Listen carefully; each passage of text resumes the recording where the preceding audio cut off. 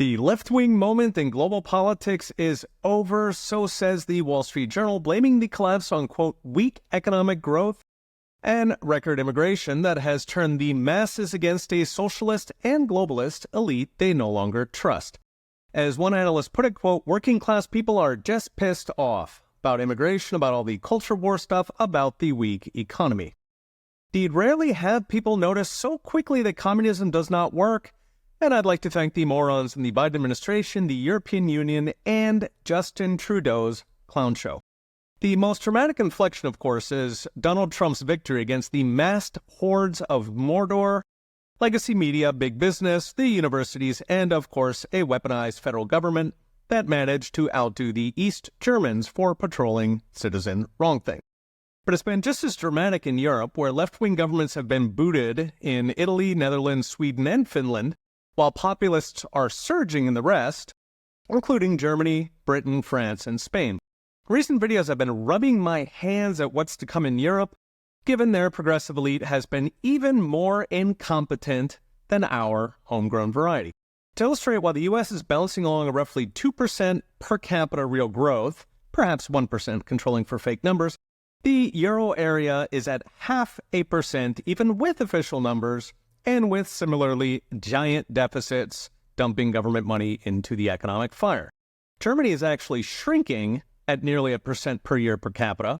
It's downright dour in Canada, which is importing so many migrants that incomes are shrinking by nearly 2% per year. What's driving the economic stagnation is the obscene bloat in Western governments since COVID. The spending, the inflation it caused, and the rate hikes to choke off that inflation. After all, it took trillions to bribe and scare voters into hiding on the couch while governments imposed totalitarian COVID lockdowns. Thing is, once COVID was over, true to form, the governments kept trillions for central planned utopias, including the particularly Soviet green energy transition. They did just as bad on immigration. In the old days, we had a consensus across the West that high-quality immigrants are welcome. So scientists, engineers, doctors, dentists, successful entrepreneurs, but not the dregs. The progressives broke that, throwing open the border to millions of unskilled or even criminal migrants from countries almost purposely chosen for their inability to culturally assimilate, particularly in Europe. Today we've got entire zones of places, like Amsterdam or Stockholm, that are all but unrecognizable to their own citizens. Presumably the left figured the migrants would vote left, that they would consume social services the left uses to pay their NGOs, and perhaps ginning up hatred over race, religion, who you sleep with, gives them an excuse to impose even more control over thought. But of course, they've now painted themselves in a corner where their only hope is censoring or jailing grandmothers who complain, which is no way to win an election when truth inevitably still seeps out.